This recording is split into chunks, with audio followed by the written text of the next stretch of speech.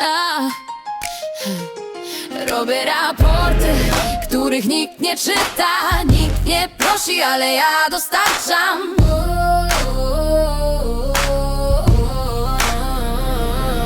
Kolorowe wykresy, tabele tak dokładne, że można by nimi mierzyć prędkość światła.